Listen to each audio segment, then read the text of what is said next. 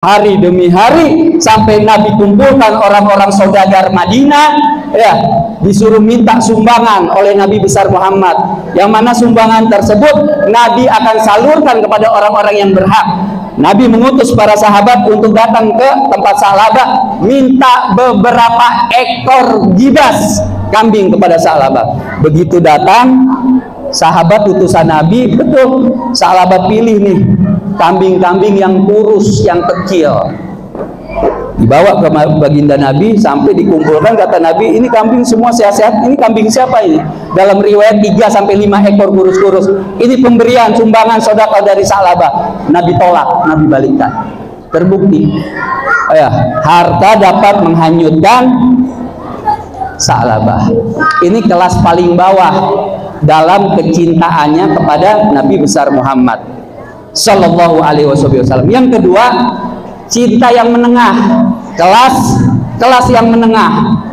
Kelas menengah ini istilahnya kelas taat, kelas taat, ya, taat kepada Allah, taat kepada Rasulnya, taat. Kita hadir nih kita hadir acara ini, kita taat. Bentuk ketaatan kita kepada baginda Nabi besar Muhammad. Di zaman Nabi ada sahabat yang bernama siapa?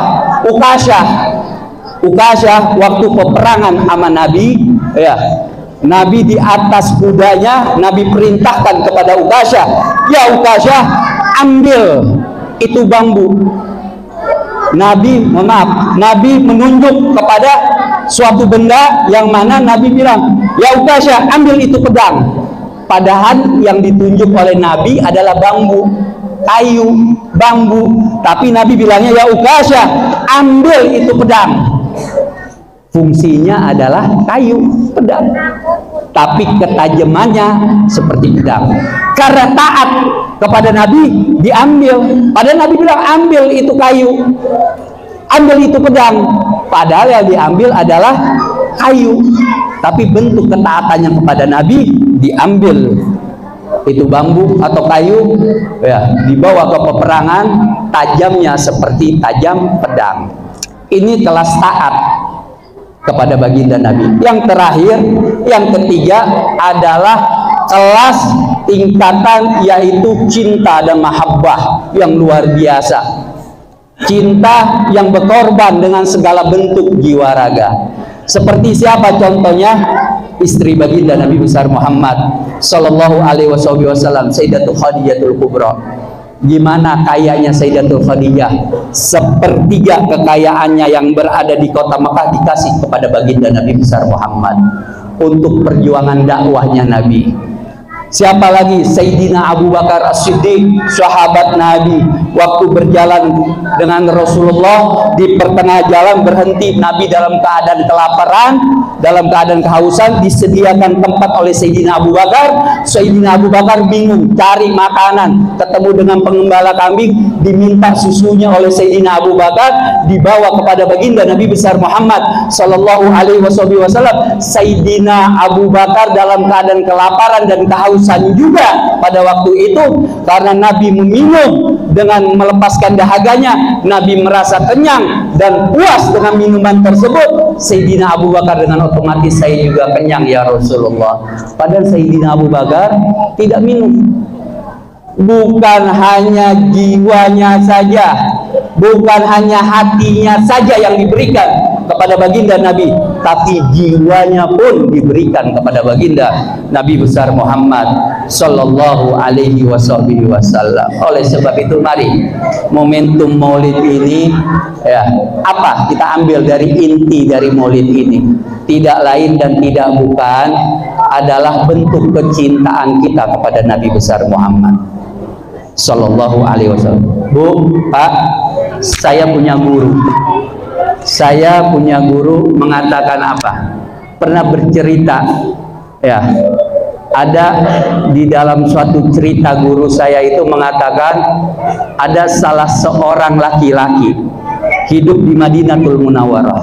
Ya, sebelum saya masuk di materi ini, cerita ini, ya, perlu saya ingatkan, kita nih hadir peringatan Maulid ini, kata saya punya guru, seperti kita menziarahi Nabi besar Muhammad Sallallahu Alaihi Wasallam. Kita mengucapkan salam seperti kita ziarah Nabi. Begitu depan makam Nabi kita mengucapkan salam, betul nggak? Ini seperti kita menziarahi Nabi. Ada sebuah kisah, dan kisah ini benar-benar terjadi. Ada seorang laki-laki ya, hidup di kota Madinatul Munawwarah selama 30 tahun. Ini cerita benar-benar terjadi. Selama 30 tahun, Bu, Pak, tidak pernah meninggalkan sholat berjamaah di Masjid Nabawi. 30 tahun. Bayangkan, kita ketahui bahwa satu waktu ya, zuhur kita sholat di Masjid Nabawi itu pahalanya luar biasa. Di dalam kitab ilmu fikih 10.000 kali lipat daripada kita sholat di masjid-masjid lainnya. 10.000 kali lipat pahalanya satu waktu. Ini 30 tahun lamanya. Bayangkan, 5 waktu nggak pernah ketinggalan sholat di Masjid Nabawi selama 30 tahun. Begitu ini orang meninggal dunia ini, bapak-bapak, dibawa gotong jenazahnya mau dikuburkan di Baqi.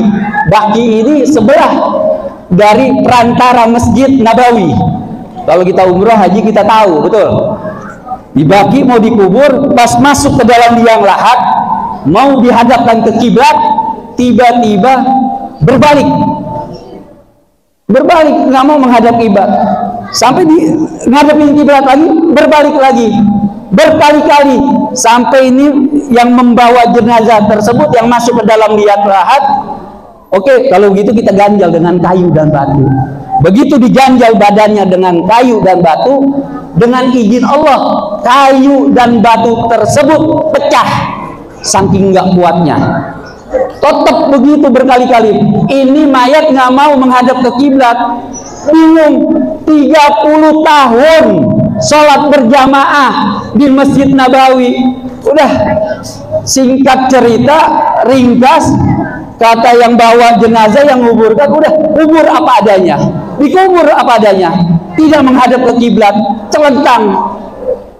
Sampai setelah dikebumikan, pengen cari tahu ini kenapa, sebab begini. Ini orang-orang soleh, orang baik, tapi kok pas begitu menghadap ke kiblat nggak mau, kiblat menolak. Lalu tanya kepada orang-orang alim di sekitar situ. Orang alim juga bingung. Sampai kata orang alim, kalau begitu tanya sama keluarga kerabatnya yang terdekat. Akhirnya datang ini para jamaah ke keluarganya, kebenaran istrinya masih hidup. Istrinya masih hidup. Lalu ditanya, jemaah ini tanya kepada istrinya, kenapa? Diceritakan suaminya begini. Kata istrinya, ya benar, saya sudah 30 tahun kurang lebih berumah tangga dengan suami saya. Tidak pernah saya melihat Nabi saya tidak pernah saya melihat suami saya sholat selain sholat di Masjid Nabawi. Setiap waktu sholat di Masjid Nabawi selama 30 tahun lebih berumah tangga dengan saya.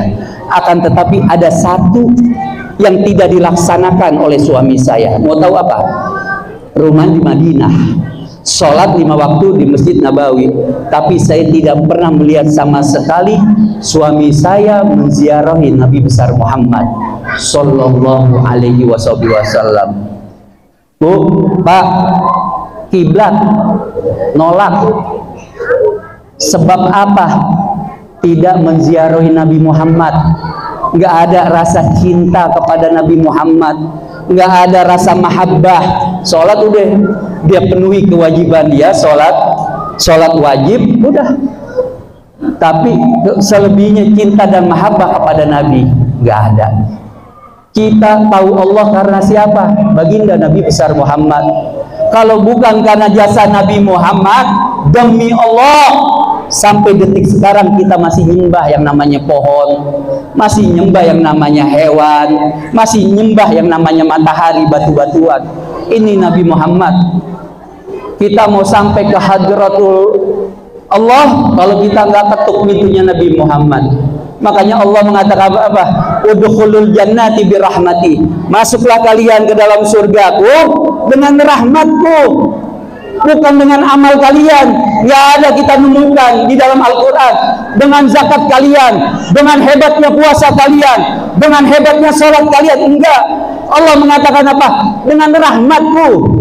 Dan rahmat yang paling teragung adalah rahmat yang Allah berikan kepada kita, yaitu Nabi Muhammad Sallallahu Alaihi Wasallam. Jadi Allah dengan Rasulnya ini tidak bisa terpisahkan sama sekali. Ya, Allah dan Rasulnya nggak akan bisa pisah sama sekali, mempunyai kaitan. Makanya lihat berapa kali sahabat datang kepada Sayyidatu Aisyah bertanya, ya Aisyah, sebutkan ciri-ciri akhlaknya Nabi seperti apa. Aisyah mengatakan bulughum Al-Quran. Akhlaknya Nabi adalah apa? Al-Quran. Nabi kalau udah berjalan seperti Al-Quran 30 juz, Bu. Seperti Al-Quran yang 30 juz.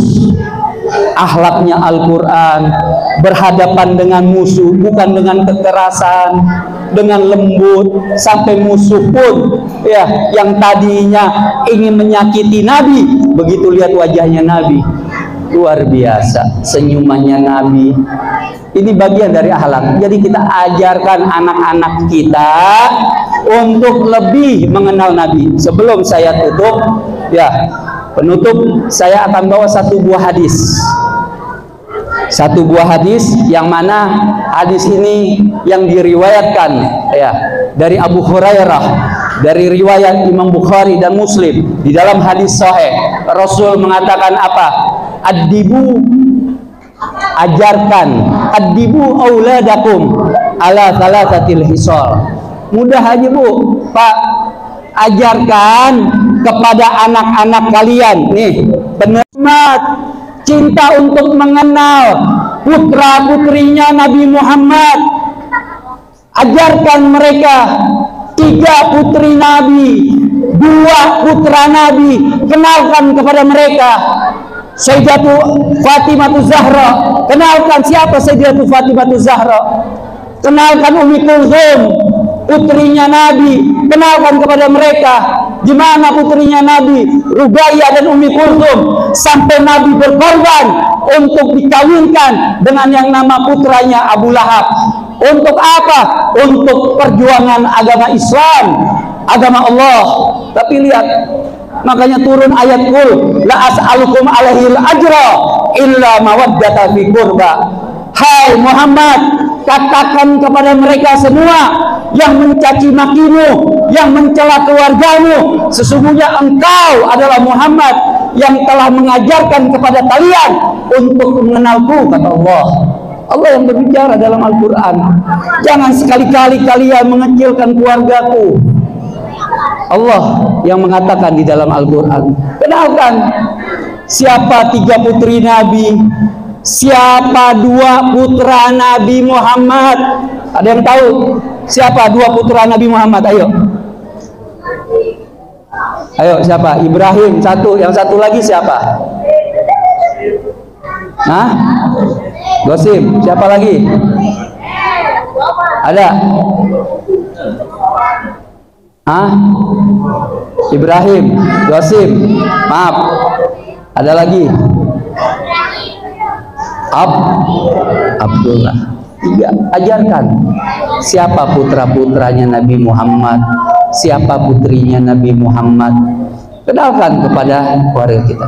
Adibu auladakum ala thalathatil hisab. Hubbullah, hubbun nabi, hubbu ahlul baiti, dan yang terakhir hubbul Quran. Ajarkan anak kita dari sekarang untuk mencintai Al-Quranul Karim. Ini Nabi menyuruh kita kepada orang-orang tua kita, kenalkan dari sekarang. Jadi begitu kita meninggal, alhamdulillah anak kita bisa mengajikan kita. Kenal kepada Al-Quran, kenal kepada hukum Allah, kenal kepada syariat. Dunia makin hari makin kacau, Pak, Bu.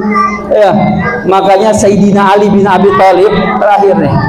Sayyidina Ali bin Abi Thalib, ya, waktu ditanya dengan salah seorang sahabat, bertanya salah seorang sahabat kepada Amirul Mukminin Sayyidina Ali, wahai Amirul Mukminin, saya datang kepadamu dengan membawa 3 pertanyaan, tolong dijawab Sayyidina Ali, tolong dijawab Amirul Mukminin. Perkara yang pertama, persoalan yang pertama, pertanyaan yang pertama, perkara apa yang wajib dan yang lebih wajib. Jadi satu pertanyaan ada 2 jawaban. Perkara apa yang wajib dan yang lebih wajib. Yang kedua, perkara apa, maaf, ada 4 pertanyaan. Perkara apa yang dekat dan yang lebih dekat. Yang kedua, yang dekat dan yang lebih dekat. Pertanyaan yang kedua, berarti udah 4 jawaban. Yang ketiga, perkara apa yang mengherankan dan yang lebih mengherankan. Udah 6 jawaban. Yang terakhir, perkara apa yang sulit dan yang lebih sulit. Lihat jawaban Sayyidina Ali bin Abi Thalib. Perkara yang pertama wajib dan yang lebih wajib. Yang wajib adalah jalankan semua perintah Allah. Jalankan perintah Allah. Sholat 5 waktu jalankan. Puasa bulan suci Ramadan jalankan. Zakat jalankan. Itu perkara yang wajib, kata Sayyidina Ali.